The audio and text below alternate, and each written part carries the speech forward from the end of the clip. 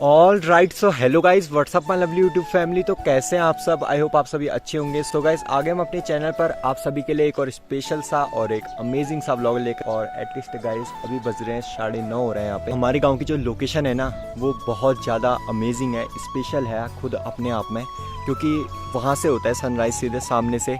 और east side को तो सबसे बड़ी बात यह है कि जागेश्वर मंदिर भी है, और नॉर्थ साइड में है ब्रज जागेश्वर मंदिर। ऊपर साइड में उसे बूढ़ा जागेश्वर भी बोलते, क्योंकि वो जागेश्वर मंदिर से पहले बना हुआ मंदिर है। सो गाइस, अगर आप इस लोकेशन को फील करना चाहते हैं ना, और पहाड़ का शुद्ध हवा पानी, तो एक तो पहाड़ी इलाका है तो वो तो होगा ही।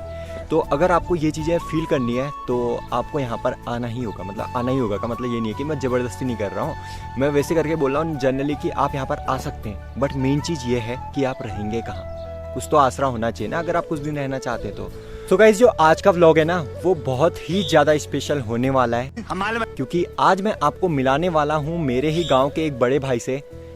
मैं तो मानता हूँ कि वो इस पूरे गांव के लिए इंस्पिरेशन है, क्योंकि गाइस जो ग्रामीण इलाकों में लोगों का एक नज़रिया होता है ना सोच का, वो सोचते हैं कि रोजगार की कमी रहेगी ग्रामीण इलाकों में, तो उन्होंने इस चीज़ को ही दूर कर दिया। उन्होंने सोचा कि रोजगार है अगर ढूंढा जाए तो चलिए पहले आपको एक बार उनका क्विक इंट्रो दे देता हूँ।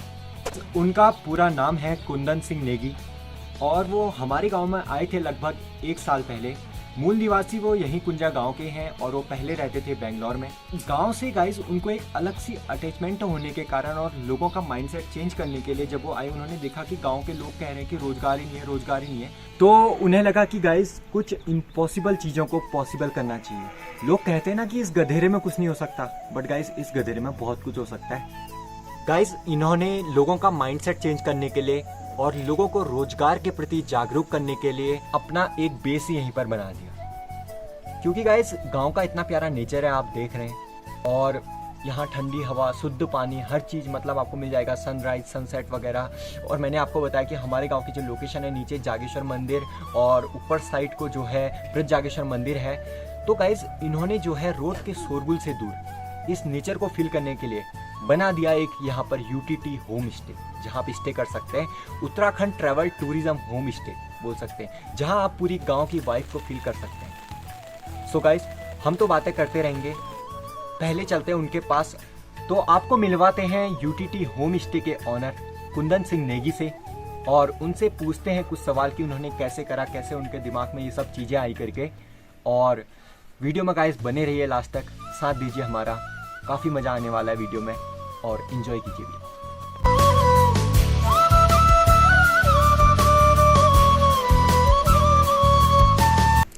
सो गाइस, फाइनली हम पहुंच चुके हैं अपने ही गांव के यूटीटी होम स्टे पर, और मेरे सामने बैठे हैं यूटीटी होम स्टे के ऑनर कुंदन सिंह नेगी।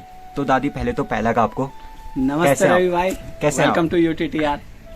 तो दादी, मुझे आपसे कुछ सवाल वगैरह पूछने थे। मतलब मैंने आपका एक गांव में मतलब होम स्टे वगैरह देखा, तो मुझे थोड़ा सा जिज्ञासा वगैरह हुई कि मैं आपके पास आऊं और आपसे कुछ क्वेश्चन पूछूं। Can I ask you? बिल्कुल रवि भाई। मेरा पहला क्वेश्चन ये है कि मतलब लोग जो है शहर की तरफ को जा रहे हैं, गांव को छोड़ के लोग शहर की तरफ को जा रहे हैं, और ये कह रहे हैं कि इस गधेरे में कुछ भी नहीं हो सकता, रोजगार की बहुत ज्यादा कमी है।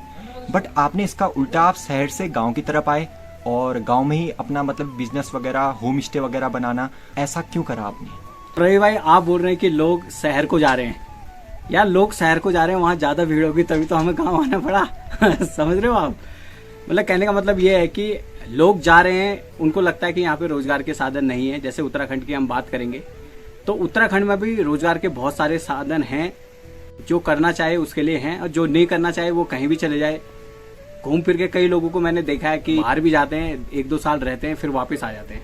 तो कहने का मतलब ये है कि रोजगार के साधन अगर नहीं भी हैं तो आपको बनाने पड़ेंगे। सरकार उन पे कार्य कर रही हो चाहे ना कर रही हो, आपको अपने लिए खोजने पड़ेंगे, और आपको देखना पड़ेगा कि यार क्या बेटर अपॉर्चुनिटीज़ हैं उत्तराखंड में।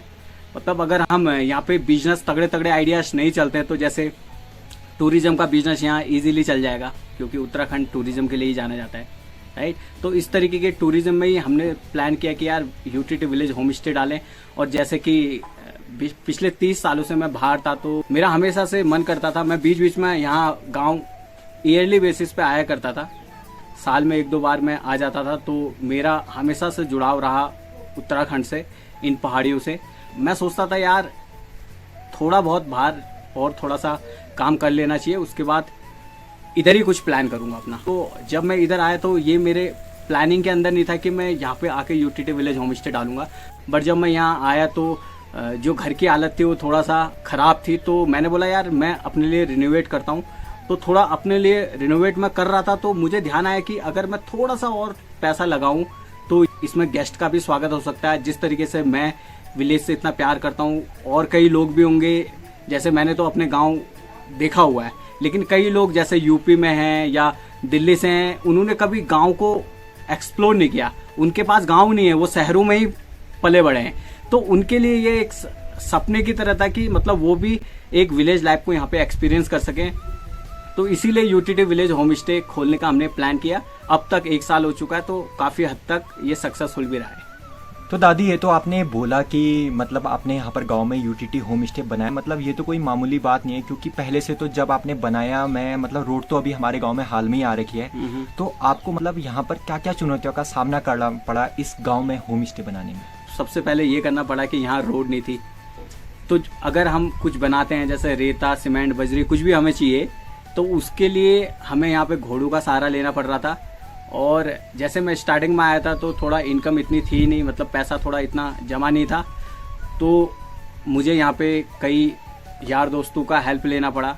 हमारे गांव में कई जैसे छोटे भाई, बड़े भाई लोग हैं, तो उनकी भी हेल्प लेके मतलब काम किया। बट चुनौतियों का सामना ये करना पड़ा कि यहाँ से 5-5, 6-6 किलोमीटर से अपने कंधों पे बजरी सारनी पड़ी, मिट्टी सारनी पड़ी। जैसे कि हम प्योर ये ट्रेडिशनल होम स्टे टाइप का हमारा है, इसमें हमने कम से कम मॉडिफिकेशन कर रखे हैं, और मतलब लुक एंड फील जो है पुराने जैसे ट्रेडिशनल हाउस होते हैं उसकी तरह दे रखा है। तो मिट्टी हुआ, रेता हुआ, इनको मतलब खुद अपने कंधों पे हमें लेके आना पड़ा।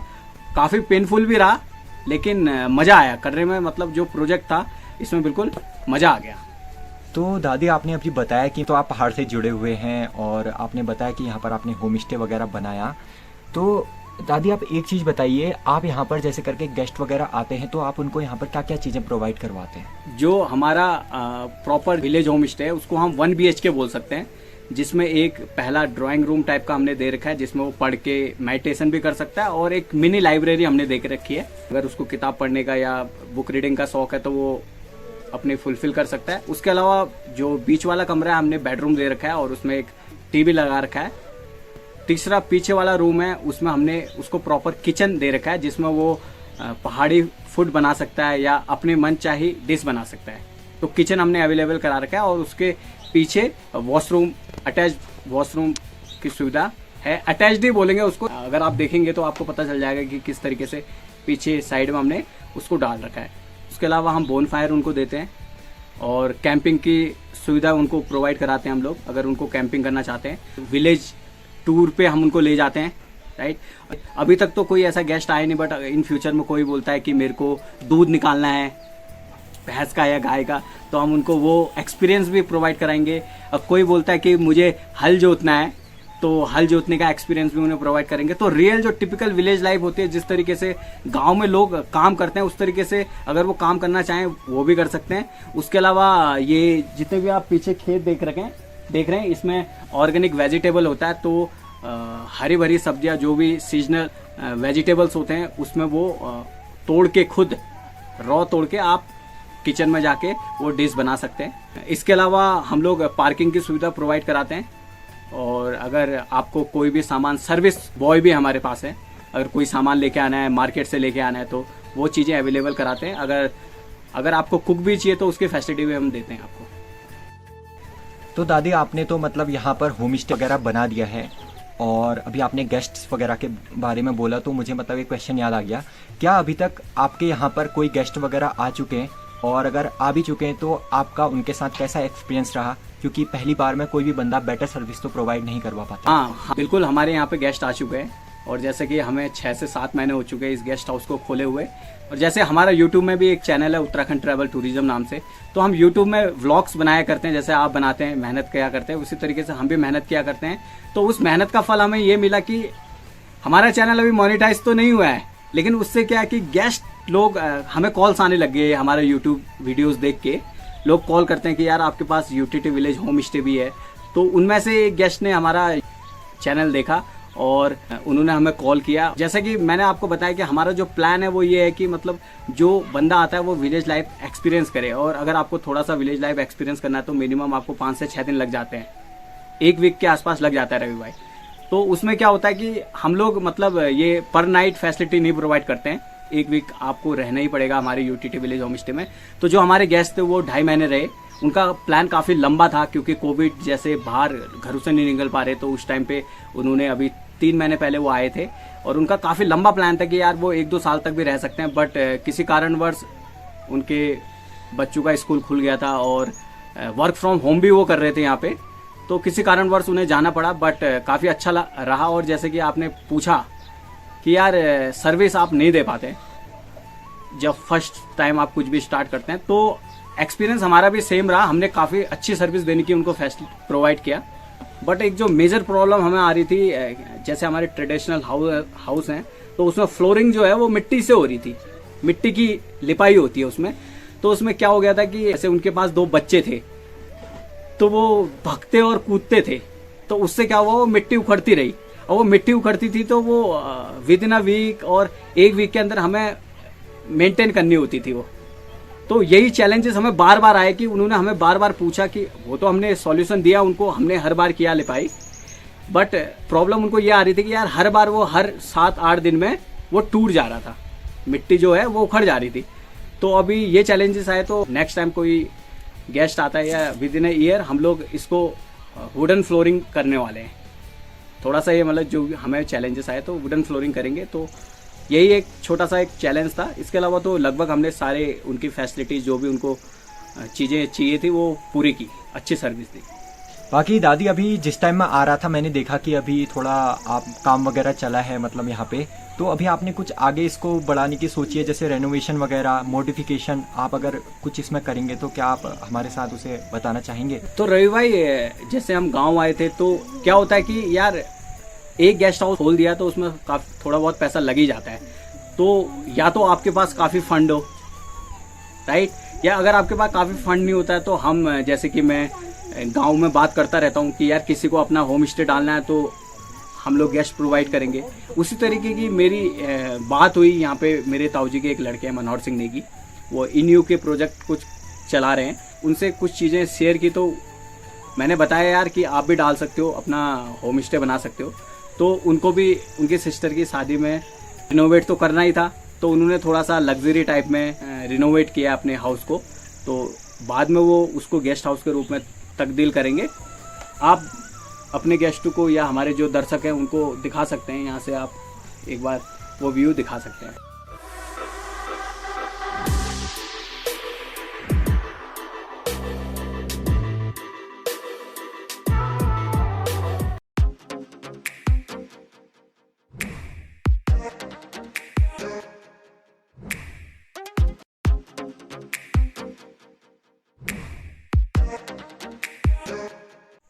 सो गाइस ये था हमारे गांव का यूटीटी विलेज होम स्टे। आपको कैसा लगा नीचे कमेंट्स बॉक्स में कमेंट्स ज़रूर कीजिएगा। बाकी एक बार आपको यहाँ के सिनेमैटिक शॉट दिखाते हैं।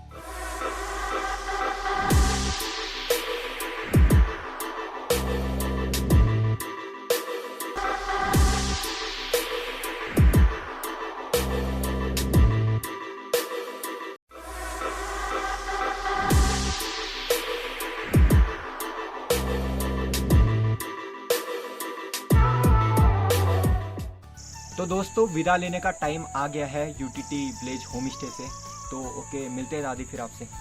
बिल्कुल सो गाइस ये था हमारे गांव का यूटीटी होम स्टे। आपको कैसा लगा कमेंट्स करके ज़रूर बताना। और आइए यहाँ पर, क्योंकि अब गाइस जनवरी और फरवरी में यहाँ पर बर्फ़ वगैरह भी पड़ती है, तो आप फुल्ली मतलब नेचर को फील कर सकते हैं। लगभग हर साल ही यहाँ पर बर्फ़ पड़ती हुई आ रही है। सो गाइस जल्दी मिलते हैं आपसे एक और नए और स्पेशल से व्लॉग के साथ, और कुछ स्पेशल सा लेके एक अमेजिंग व्यू के साथ। तब तक के लिए बाय। बादलों की ओढ़ के ओढ़नी वादियां, गीत सुनाए मीठे मीठे मेरे उत्तराखंड में।